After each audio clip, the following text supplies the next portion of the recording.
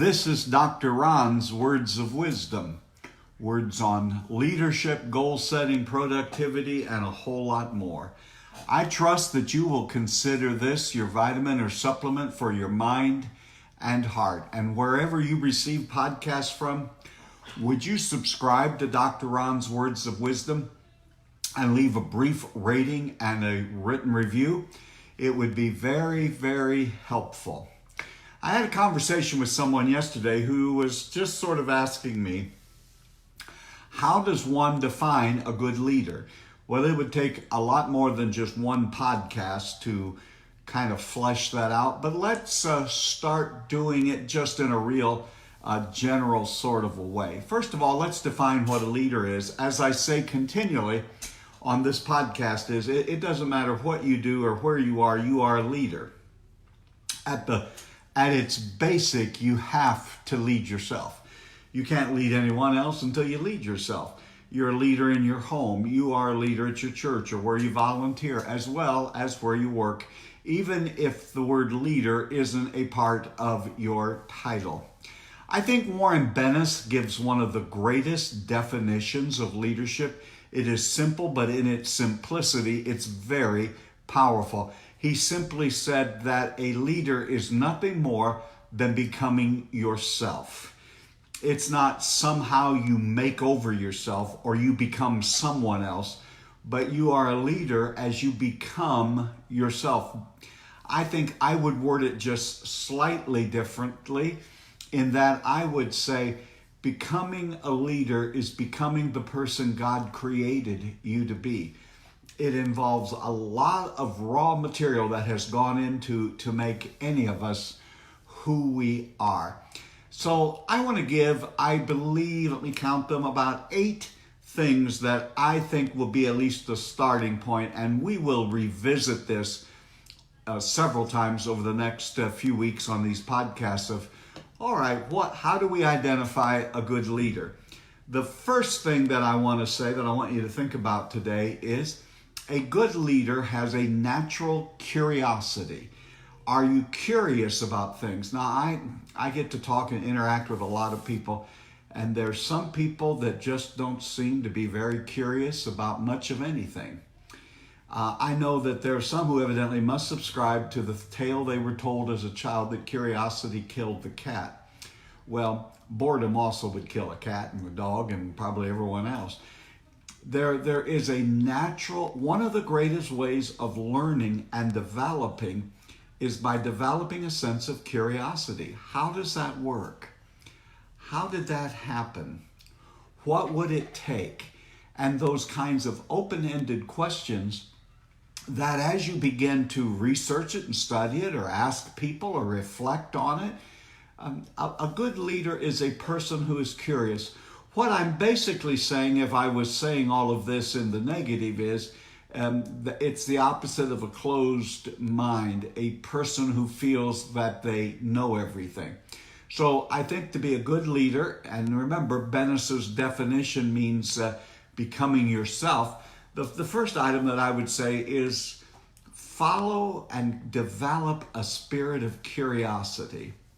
I think the second thing that makes a good leader is one who just faces the challenges. There are challenges for all of us. Every area of life comes with a challenge. You can have whatever kind of a position you want, and you may think that your job is more of a mindless, task-oriented, just a physical labor job. It doesn't matter what you do. It really doesn't. There are challenges. If you get married, there's challenges. If you stay single, there are challenges. If you have children, there are challenges. If you try to buy a home, there are challenges. If you try to take care of yourself, there is no such thing as a challenge-free life. You try to pay your bills. You try to save. What identifies a good leader is someone who knows there are going to be challenges. There are going to be tough times. There are going to be difficult decisions that are going to need to be made, and someone's going to have to make the call. Oftentimes, I am called into situations simply because people and committees have kicked the can down the field, down the alley, thinking we'll let the next person or the next group or the next person figure out the problem. Listen, you're there, and here's why you're there. You're there to solve problems. That's something that every leader has to do. That's what we have to do for ourselves. All of life, there are series of problems, and we have to find our way through it, figure it out. How are we going to do it? So what differentiates a good leader from just someone else who's trying to fill a position is that a good leader rises to the challenge. Does it mean that they're fearless or they just sort of like that? No, I don't know that anyone really likes it. But if you're going to make a difference in this world at any level, you are going to have to rise to the challenges of life. So that's the second characteristic. As I was trying to answer someone yesterday who said, what are some of the identifiers of a good leader? The third one is, I think a good leader is someone who doesn't prejudge things. And by that I mean they don't prejudge people, which you know is the word prejudice. They don't prejudge circumstances. How often have you seen someone and because of whatever, you have kind of prejudged who that person is and what they're about? Or you've walked into a situation and thought, you know, this feels eerily similar to another situation, and you are already in your mind formulating the answers, and it proved than what you thought. The situation proved to be different. Don't prejudge. In other words, if I were saying it another way, keep an open mind, keep your observation skills heightened, and learn, use all the past experiences that you have, but be open to what may be happening right now. May not be anything like something that happened to you years ago. I think I could have listed this next one. It's the fourth thing that I think makes a good leader is honesty. If a good leader is a liar, and a leader doesn't have integrity, they're not a good leader. I think that the reason we shy away from being honest or candid all of the time is because at times we're thinking it's going to hurt the person's feelings. But I'm to the place in my life where I also discover, whereas we want to be charitable and kind with others, we have to be honest. We do no one any favor by coloring the truth, washing things down, not really stating the reality as it is. And I think you have to have an honest appraisal of yourself. You have to have an honest view of the others that you're working with. You have to have an honest feeling of here is what's happening, and let's just call it for what it is. People will follow a person who is honest, even if they are uncomfortable with some of the things you have to say that go along with giving an honest. Now, I'm not talking about being rude or mean-spirited. I'm talking about someone who has an honest appraisal of what, in fact, is transpiring. Always set your heart and mind to be an honest, trustworthy person. I think the fifth thing that I would say today, and there are many, many components that would go into a good leader, is a person who remains calm. Now, there was a time in my life when I was much more reactionary, and somebody said something and I would react to it, or something was announced and I would react to it. I am in my more mature years trying to practice remaining calm. A lot of it, as you get older, it's not that hard because you have faced a lot of things and you've survived. You've made it. The church, the organization, the place where you are, your family, your home, you've all survived. And you cannot make good decisions when you're hurried and rushed and upset and fixated on all of the drama that's going around you. Remain calm. Practice calmness. Get yourself in a state with the Lord or in your reading, prayerfully, however you need to do it. Find a way to remain calm. I believe the next one, which is number 6, is I believe that a good leader is one who listens. You've heard me be autobiographical in these podcasts. I am not by nature a listener. I am by nature a talker. But how often as I have reflected over my past that I can't think of a time that I learned much of anything when I was talking. But I have learned a whole lot by listening. Maybe it's the reason God gave us 2 ears and only 1 mouth. We should spend twice as much time listening. There are times that I have even listened to people that probably in my heart I wasn't sure what value they would add to the particular discussion. And they would bring up something, or they would have a quote, or they would say something that just sort of gets your mind turning and going and resonates with your spirit. And you thought, that is a fabulous, fabulous idea. We have to learn to listen to people. There's an old quote that really I believe is from Eleanor Roosevelt, from way different era, who said, and I think this is great advice for anyone in a leadership position at home, work, wherever, church. She said, to handle yourself, and that's part of self-leadership. We have to not just know what our good points are and what we like about ourselves. We kind of know what our weaknesses are and the areas where we need to minimize and try to improve upon. Mrs. Roosevelt said, to handle yourself, use your head, meaning think your way through it, have a talk with yourself, do what you can to change yourself. And then she said, but to handle others, use your heart. I think most people have that backward. When they're handling themselves, they use their heart. They always give themselves the benefit of the doubt. Well, I wasn't feeling well, or this brought up something from a past experience. And then when they're evaluating others or dealing with other people, then they use their heart and say, well, this is the facts and this is the way it is. And they come down rather at times harshly. I think Mrs. Roosevelt helped us in saying we ought to do that the opposite way. When you're handling yourself, hold yourself to a strong standard.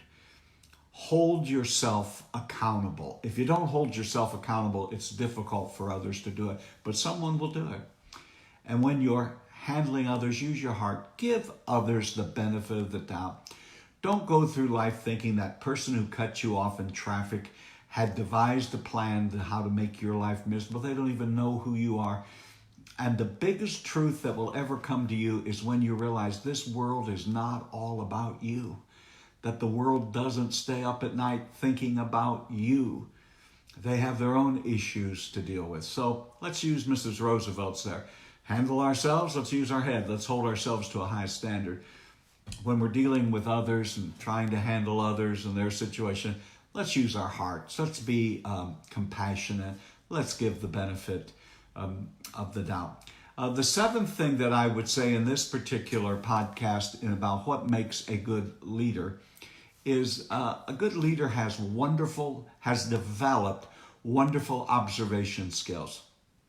They have the ability to just see things and not to judge. We've already talked about don't prejudge things, but they observe not just what people say, how they say it. Then they observe when so-and-so makes a promise, do they actually follow through and do what they say they're going to do, or is it just all talk? They observe who are the folks you can count on. Who are the folks that will always give 100% and a little bit more. Observe, you can learn so much. You don't have to just be always in a book, though I recommend that you read a lot. Yeah, you can learn a lot by just observing the world around you. And then I think the last one that I want to give today as we run out of time is I think a good leader is fair. Oh, I've seen a lot of nepotism in my life where people will give advantages to a relative that they would give to no one else. Probably what makes nepotism so difficult is we aren't really sure that you can be fair. If it's your children, your cousin, your parent, your grandparent, your niece, your nephew, your grandson, your granddaughter, Are you really treating them like you treat everyone else, or do they get special treatment? Nothing poisons the atmosphere of an organization more than when people believe some are being treated unfairly, not because of skill or position, but because they are related to you. Be fair with everyone, regardless of who they are. I read a quote a few years ago that I think really sums up kind of the balance and the tension that a leader must live with. On the one hand, we want our leaders to be strong, but we don't like leaders who are rude. So practice being a strong leader, but don't ever become rude and mean-spirited. I think we want our leaders to be kind, but we don't want them to be weak. We don't want them to be the kind of people that everyone runs over. But yet we want them to be kind. We want them to listen. We want them to have an open heart for everyone around. We want kind leaders, but we don't want them to be weak. We want our leaders to be bold and decisive, but we don't want them to become bullies. We want people who will boldly strike out, lead the way, give strong encouragement and strong leadership. But we don't want one that will run roughshod over us and just bully us. It's not a good idea, leader, to ever be a bully. We want our leaders to be thoughtful. I would even go to say thoughtful and prayerful. We want them to be people who will reflect not only on what they are going to do, but to be thoughtful and reflecting about past decisions that they have made. Whereas we want our leaders to be thoughtful, we don't want them to be lazy. We like leaders with a sense of humor, but we don't like leaders who act like a complete idiot. It's good to have a sense of humor, but it's even better to know when it's appropriate and when it's inappropriate. I think some of the building blocks, just a few, not certainly all of them, but some of the great building blocks for being a leader is that they're a person who has a natural curiosity. They're a person who rises to the challenges and meets them and don't put them off. They're people who do not prejudge people or circumstances or situations, but gathers the facts and evaluates. We absolutely, and this should have been number one, we want leaders who are honest, women and men filled with integrity. We want people who remain calm. When the storms and everything is running around all of us, we don't need our leader to run around screaming and hollering and acting like the world's coming to an end. We want our leaders to listen to us and to listen to the voices of the people around them. We also want a leader, if you're going to be a good leader, we want a leader who can look at things and observe and learn some important lessons by their observation, through their observation skills. We want a leader who is fair. Now listen, you've been listening to Dr. Ron's words of wisdom, words on leadership, goal setting, productivity, and a whole lot more. I trust that today this has been like a vitamin or a supplement for your mind and heart. And wherever you receive podcasts, would you go and subscribe to Dr. Ron's Words of Wisdom and leave a brief written review. And remember, leader, you are doing better today than you think you are. And until next time, this is Dr. Ron saying have a great and blessed week.